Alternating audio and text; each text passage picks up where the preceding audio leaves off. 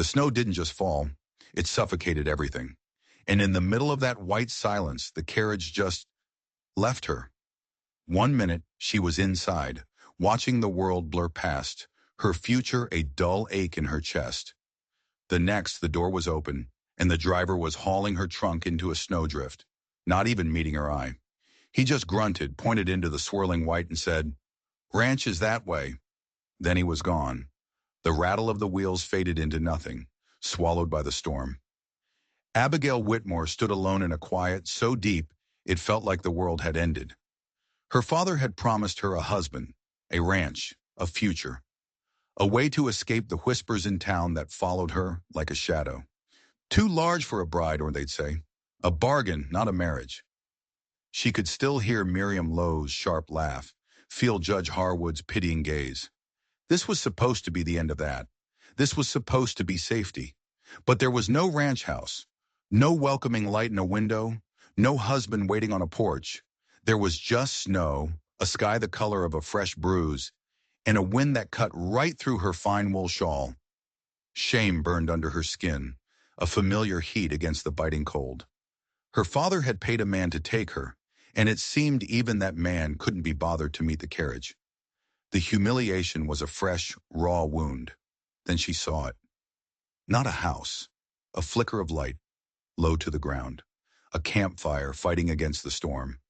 Hope, fragile as a bird's wing, fluttered in her chest. She pushed through the snow, her fancy dress dragging, the hem freezing solid. As she got closer, shapes began to form around the fire.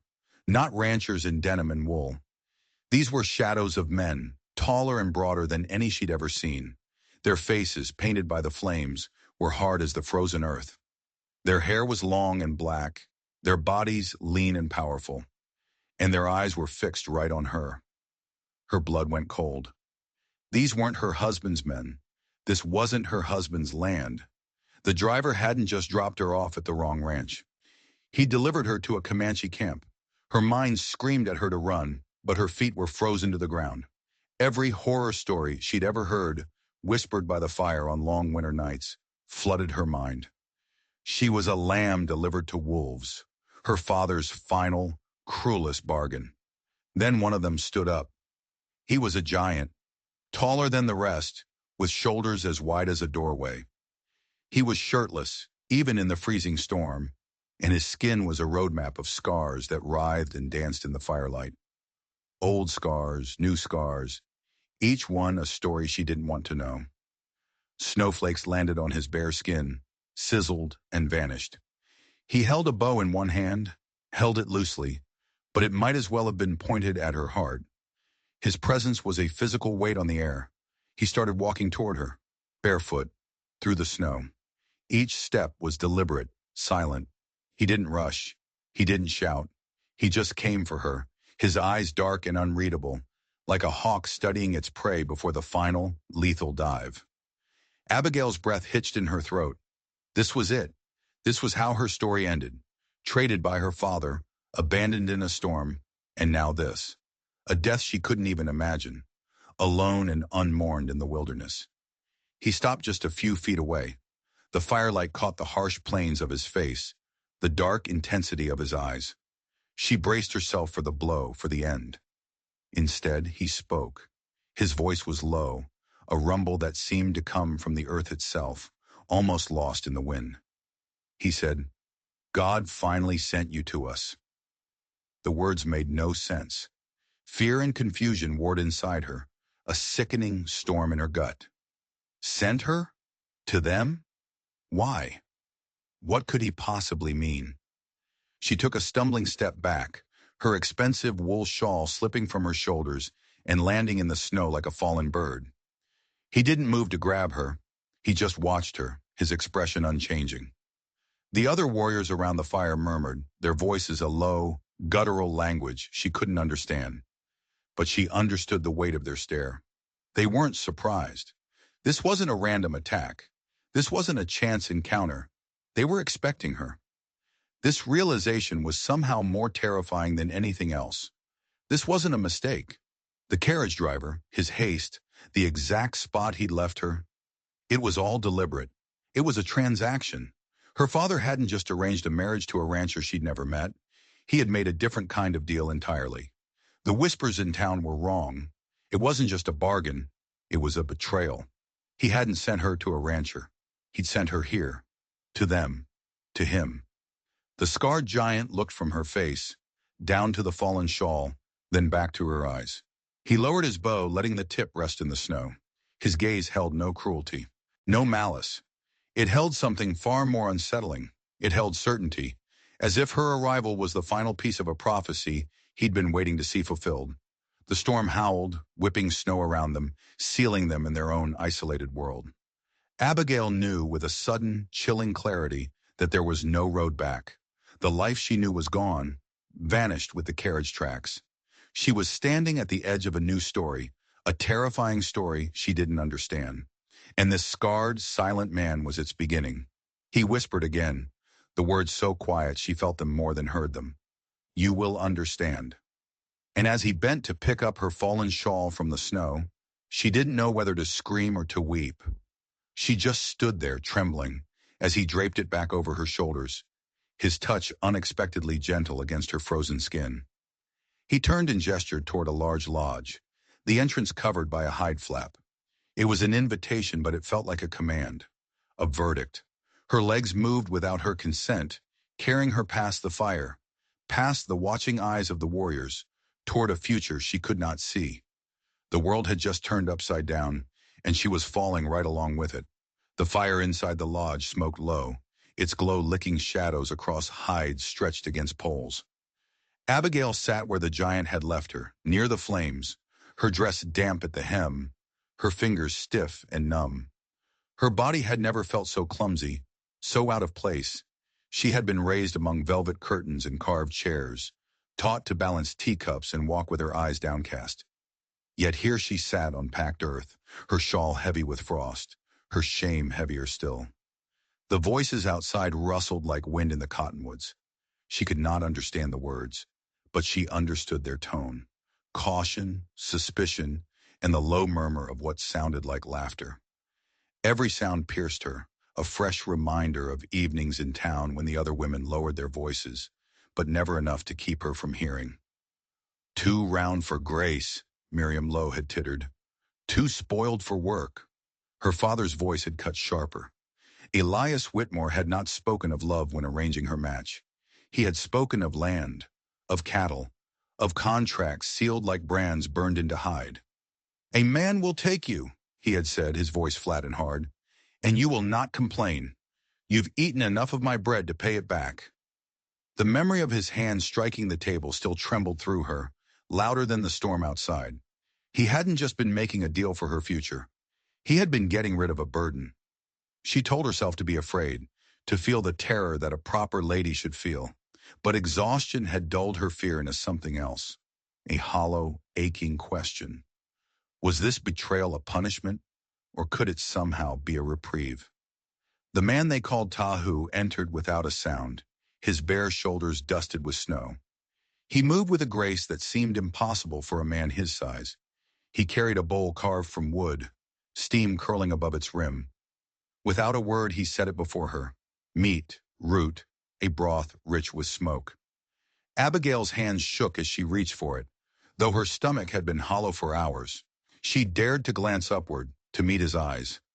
His gaze did not dart away in pity or linger with hunger. It simply held her, steady as a stone in a river. It was an unnerving, absolute focus, as if he were seeing right through her skin, to the shame she hid inside. She ate slowly, ashamed of how fiercely her body begged for the nourishment. The stew was hot, savory, and it chased away some of the deep chill in her bones. When the last sip slid down her throat, warmth filled her chest for the first time since leaving her father's cold house. She meant to whisper her thanks, but the words clung like ice to her tongue. What did one say to a captor who fed you? Tahu had already turned away, his attention on a spearhead near the fire. He worked with quiet, efficient movements, his broad back gleaming in the glow. He ignored her completely, yet she felt his presence in every corner of the lodge. The silence was broken by the quiet scuff of moccasins. A boy, perhaps 7 years old, slipped inside, his dark eyes wide and curious. He clutched a blanket stitched with bright, intricate beads. He approached Abigail hesitantly, as one might approach a wary deer. He laid the blanket across her lap without a word. For a moment she could not breathe. The blanket was heavy, warm, and smelled of wood smoke and leather. She pressed her palm to the child's dark hair, a gesture as instinctive as breath, and something hard and frozen in her chest softened just a little. The boy darted back to the entrance, a wide, gap-toothed grin flashing on his face before he disappeared. Abigail pulled the blanket close. It was a simple kindness, a gesture she hadn't known in years. It was more than she'd ever received from her father, more than she ever expected from the groom she was meant to marry. This blanket felt safer than all her father's polished rooms. The sting of tears pricked her eyes, but she bent her head quickly, not wishing Tahu to see her weakness. She was supposed to be terrified, but instead she felt a strange, fragile sense of peace settling over her. The fire cracked, sending a shower of sparks toward the smoke hole. Tahu lifted his head, his eyes shifting to her as though he could sense the turmoil in her chest. She met his gaze, startled by her own boldness, and for a heartbeat, the world shrank to that narrow, silent space between them. She saw not wildness, but a deep weariness etched in the lines around his mouth. The scars across his chest were not trophies of battle, but burdens. Each mark a story of pain endured, a price paid. She wondered if he too had known the lash of judgment, if his silence was armor, no less than her shawl. The thought unsettled her, even as it soothed. Outside, the wind wailed, dragging the snow harder against the hides. Tahu rose, his height filling the lodge. He set aside the spearhead and picked up a length of sinew and a bone needle.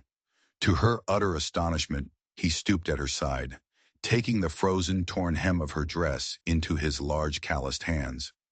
With patient strength, he began to stitch it, thread by thread, his head bowed in concentration. The gesture struck her harder than any words could. No man in her father's house, no man in the entire town would have lowered himself to perform such a task. A woman's work, a servant's work. Yet he did it without hesitation, his movements sure and steady. She wanted to speak, to ask why, to offer thanks. Instead, she sat silent, her heart racing, watching the scarred giant mend what she thought could never be mended. When he finished, he tied off the thread and looked at her at last. His eyes were not questioning, not demanding, only waiting, as if he had expected nothing from her but her presence, as if that alone was enough. The wind moaned like a lonesome choir outside. Abigail drew the beaded blanket close, her fingers tracing its intricate pattern. A warmth kindled in her chest, foreign and fragile. For the first time, she wondered if this terrible mistake, this betrayal, was not ruin at all, but the first breath of something else, something she dared not yet name. Her lips parted, a word finally ready to leave them, but before she could speak, a sharp cry split the camp. It wasn't the sound of the storm, it was human, angry. Horses snorted outside, hooves stamping impatiently against the packed snow. Men's voices rose in alarm, sharp and guttural. Tahu straightened in an instant, his body coiling like a snake, his bow in hand before she could even draw breath. The lodge flap flew open.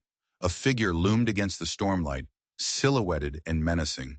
A rider, his face twisted in a mask of rage, the stink of whiskey spilling into the cold air before him.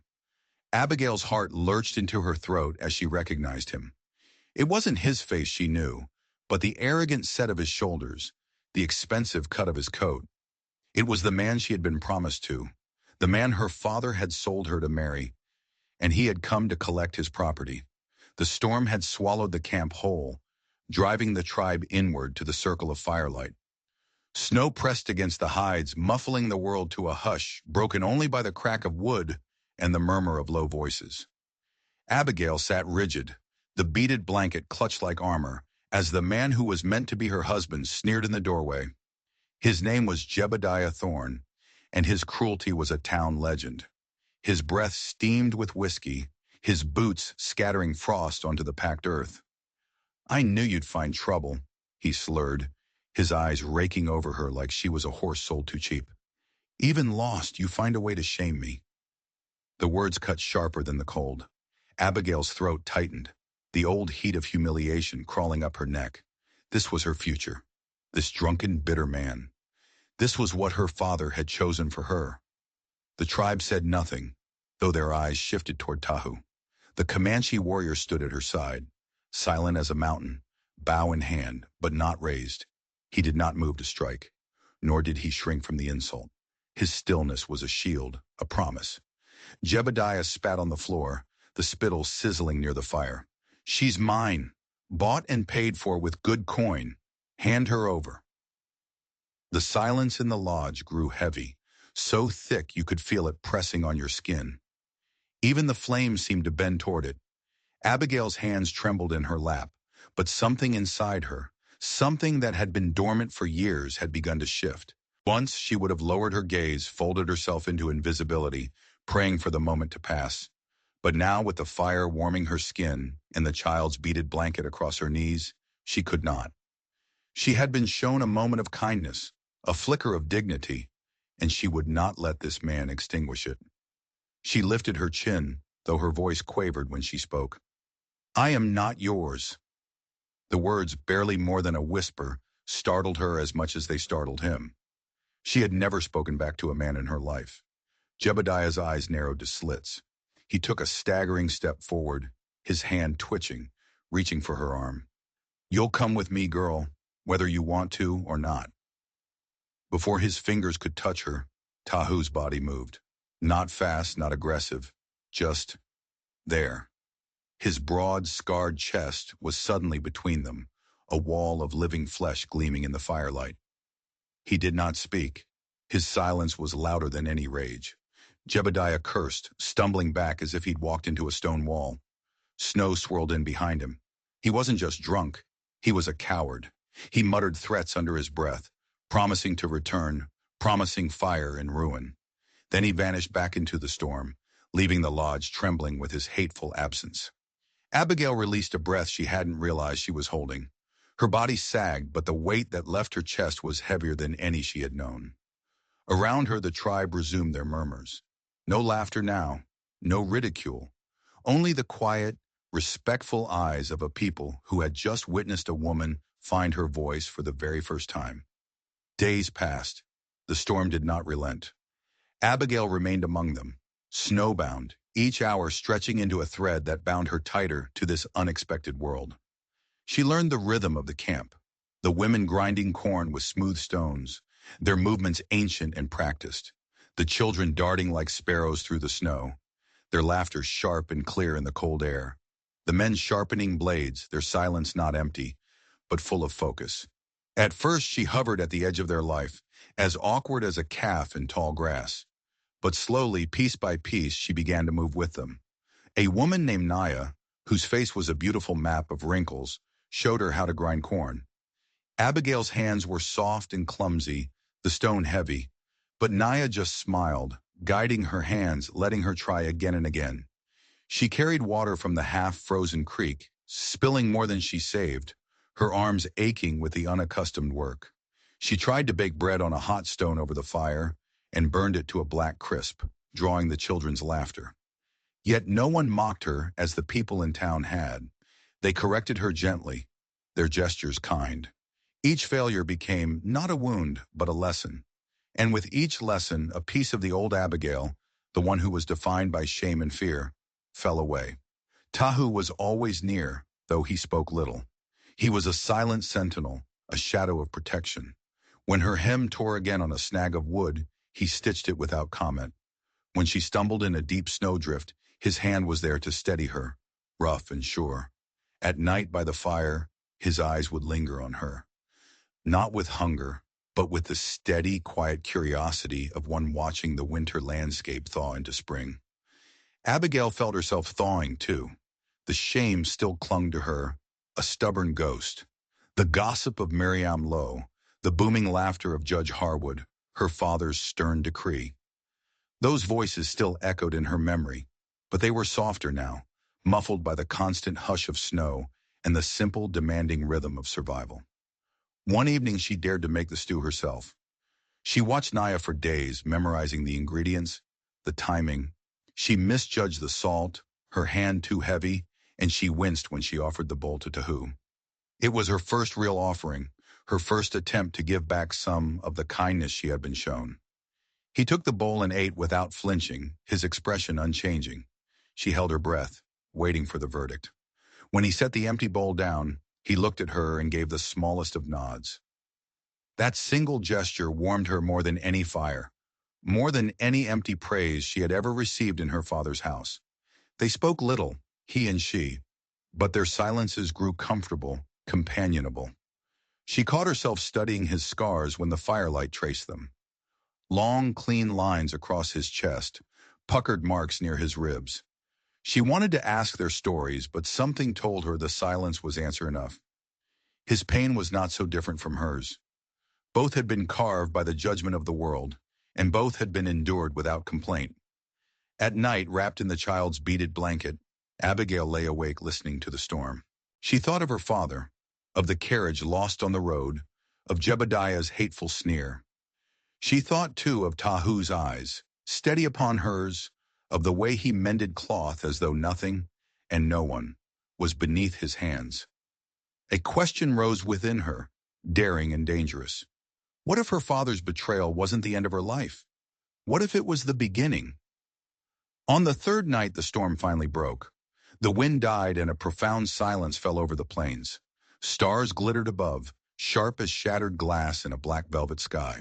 The air bit clean and cold, but the world lay still, blanketed in a perfect, untouched layer of new snow.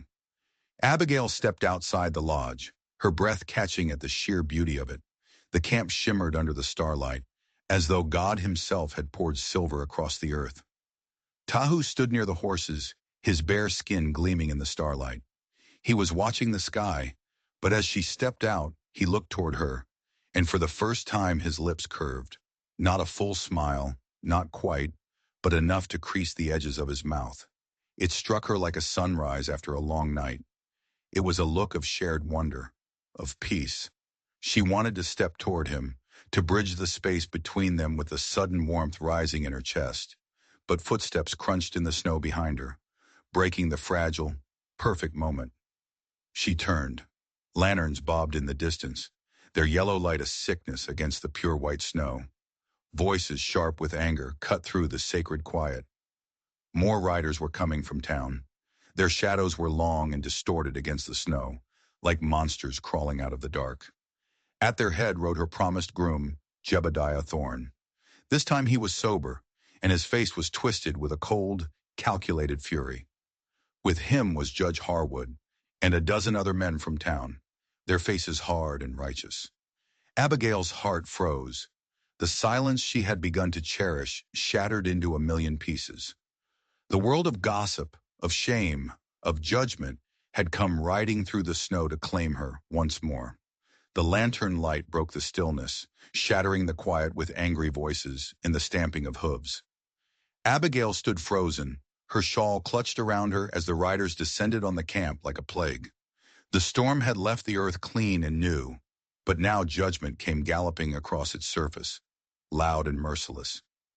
Jebediah Thorne led them, his jaw set, his eyes burning with the fires of possession and wounded pride.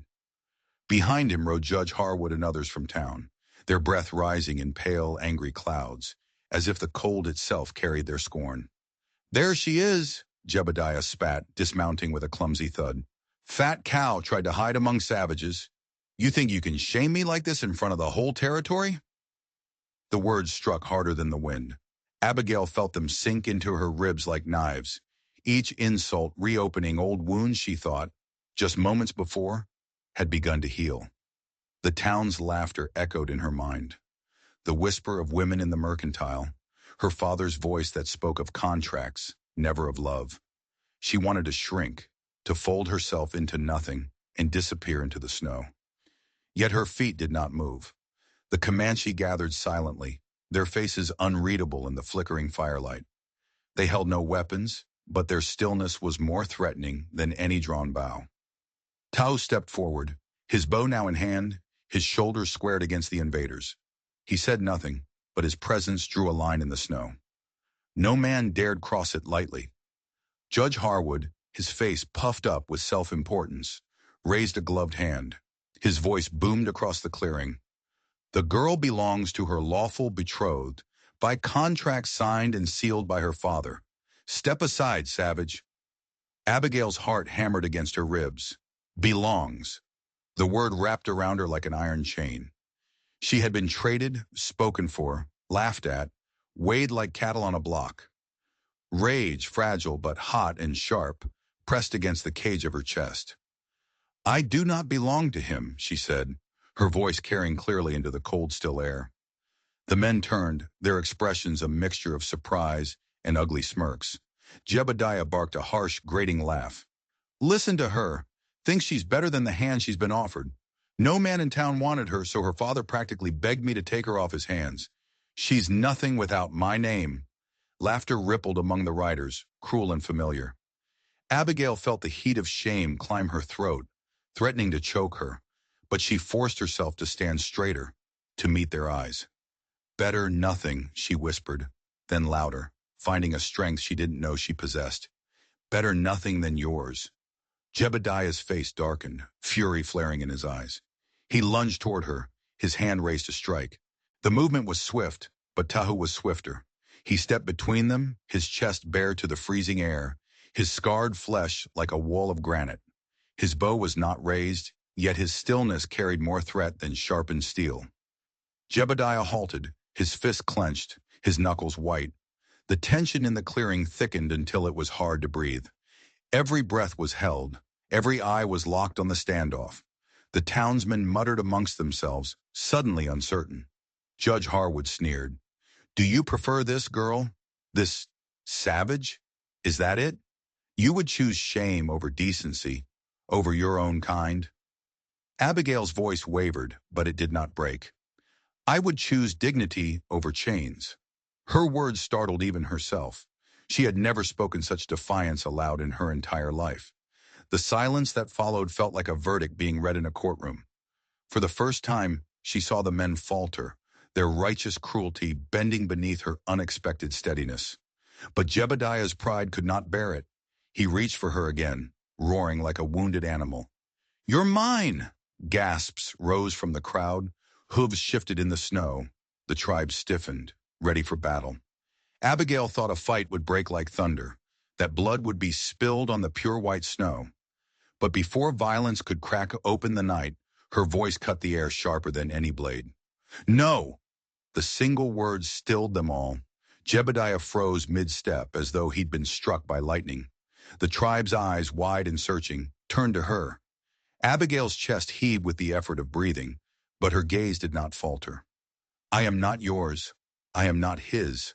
I am not anyone's to barter or to buy. For a moment the world was utterly silent. Even the horses hushed their snorting. The shame no longer weighed on her shoulders.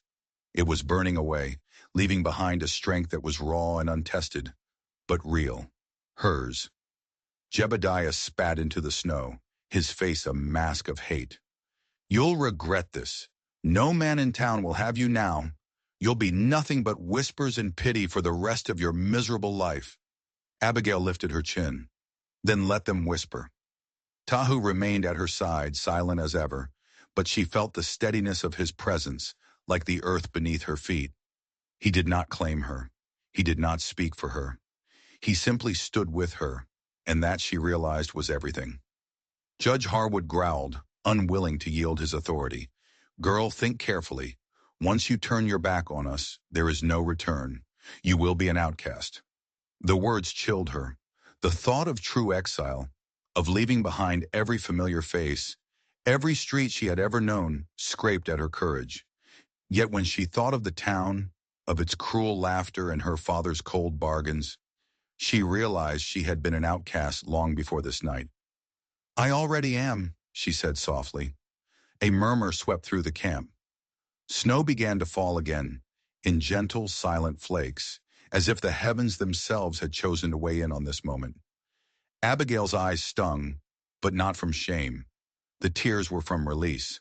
Jebediah mounted his horse with a final ugly curse, his pride too wounded to linger. The others followed, muttering about foolishness, about ruin, their certainty dissolving into confusion. Judge Harwood cast her a final look, a mixture of pity and contempt, before turning his horse away. The lanterns bobbed into the distance, their false light shrinking, until only darkness and silence remained. The camp exhaled as one. The fire hissed, a log collapsing into a shower of glowing embers. Abigail trembled, the full weight of what she had done crashing down on her. She had severed herself from the only life she knew. She had chosen nothing over a name. Yet in the hollow of that nothing, something flickered, something fragile and bright, like a flame shielded by cupped hands. Tahu lowered his bow, his eyes steady on her. He did not speak, and she was grateful. Words would have broken her. She needed the silence, needed the storm inside her chest to settle into a new landscape. She sank onto the beaded blanket she'd left by the fire, pulling it close. The tribe's eyes lingered on her, but their expressions had softened. She felt their watching, not as scorn, but as witness. For the first time in her life, she did not shrink from being seen. Her hands shook, but her spine was straight. She had spoken, and in speaking, she had claimed herself. The shame that had clung to her like a shroud for years began to loosen, thread by thread. She looked toward Tahu, whose scars glistened in the firelight. He was a man shaped by battles, judged by men who called him savage. Yet he stood with a quiet dignity no insult could strip away. In his silence, she saw a reflection of her own deep longing. For worth, for belonging, for something more than pity and ridicule. Snowflakes drifted down, catching in his dark hair like tiny stars. He looked at her, and for the first time, she did not look away. The fire between them glowed steady, fragile, but real. Then a new voice broke the quiet. The chief, an old man with a face as weathered as a river canyon, stepped forward. His gaze was deep and ancient. He looked at Abigail, then at Tahu, and spoke in the Comanche tongue, his words slow and solemn. The tribe murmured their assent. Abigail could not understand the words, but in the hush that followed, in the way they all looked at her, she knew their meaning. This was not the end. It was the beginning of something far greater. The snow lay deep and bright, reflecting a moonlight that was hidden behind the clouds. The camp's fire burned low, as though it too was waiting for what would come next. Abigail sat wrapped in the beaded blanket, her body still trembling from the defiance she had hurled into the face of her old world. She had felt their eyes cut her to pieces, their contempt trailing behind them like a noose. And yet she had not bent. She had said no, and the words still reverberated through her chest like a bell rung over an empty valley. She had always been defined by other people's shame. But tonight, that definition had cracked, and through the crack, something fierce and trembling had begun to pour out. The tribe had gone quiet, watching her in the half-light. No one mocked her clumsy ways now. No one whispered of her size or her worthlessness. She felt seen, fragile but upright, her dignity reborn in the silence of strangers. Only Tahu lingered closest, his bow resting near his hand, his eyes steady as if he had expected this reckoning all along.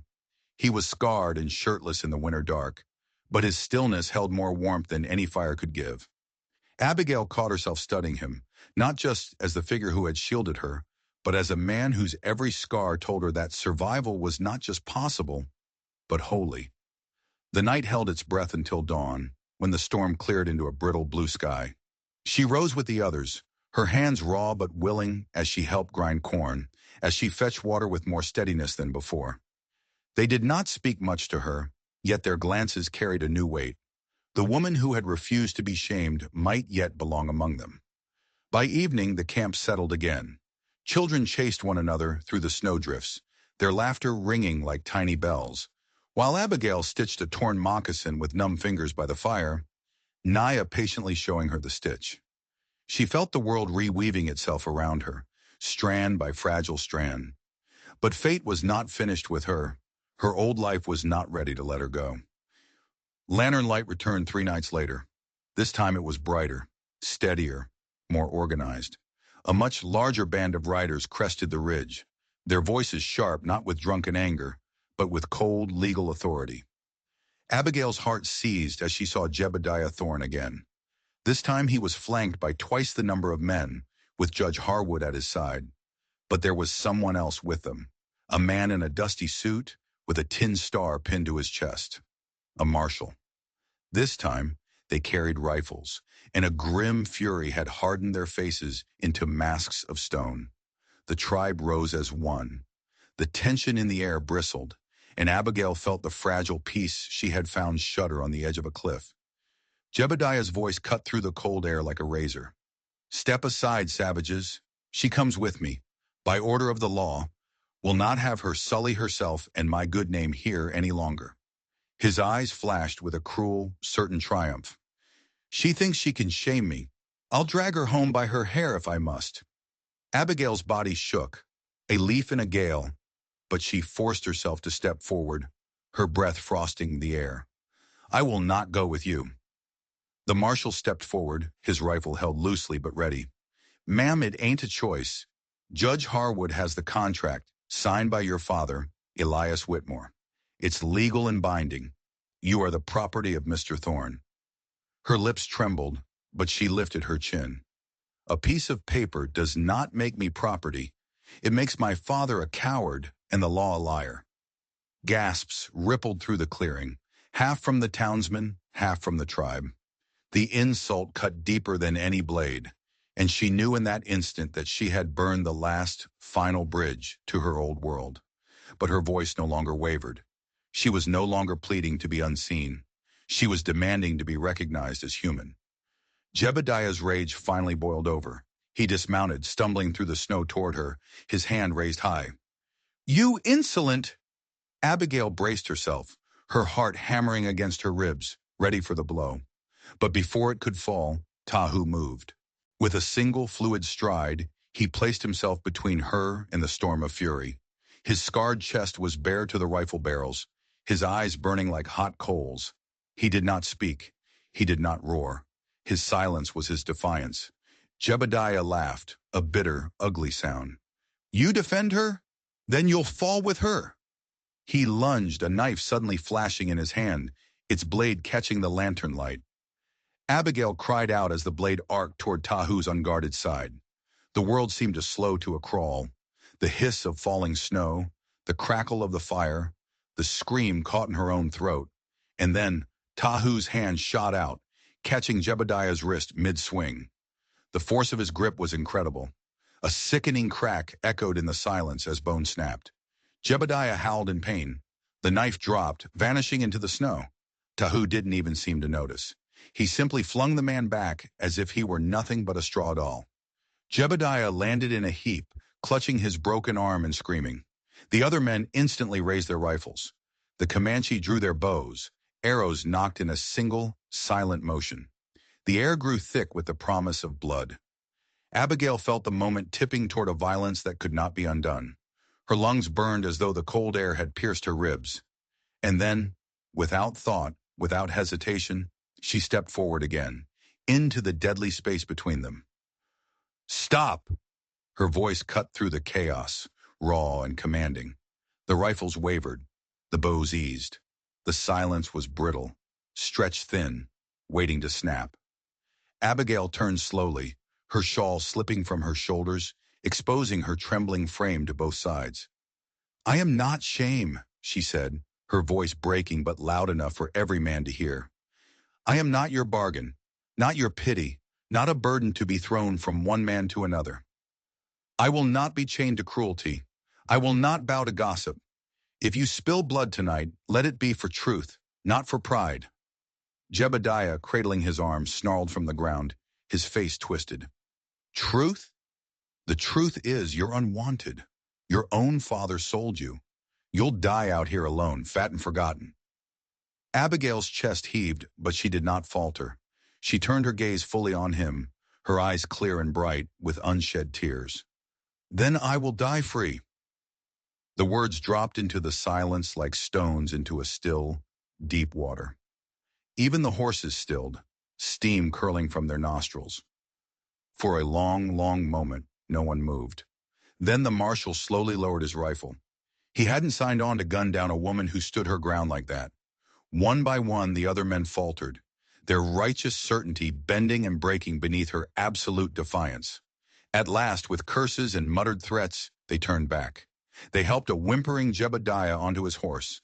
The lanterns bobbed as they rode away, their retreat messy and full of shame.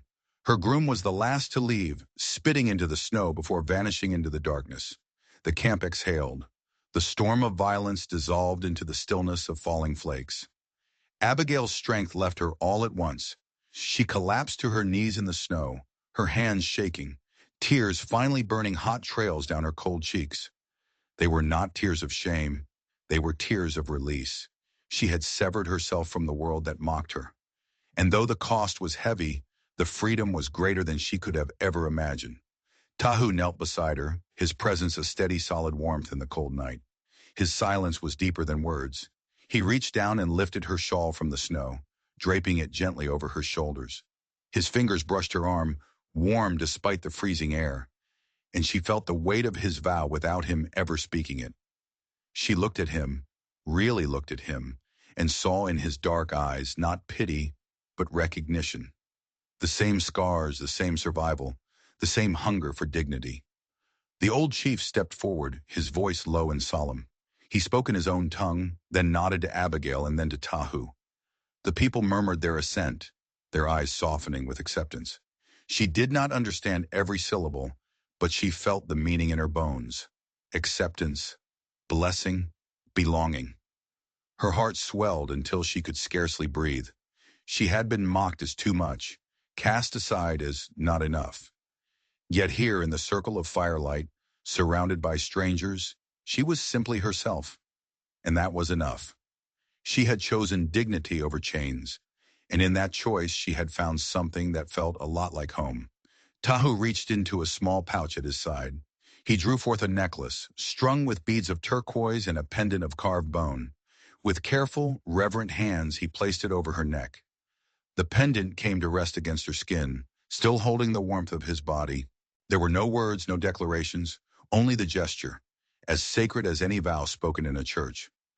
Abigail's throat ached with tears she could no longer hold back. The fire flared, sending a rush of sparks rising into the cold sky, like a prayer being lifted to the stars. The tribe began to sing, a low melodic chant, their voices weaving into the fabric of the night.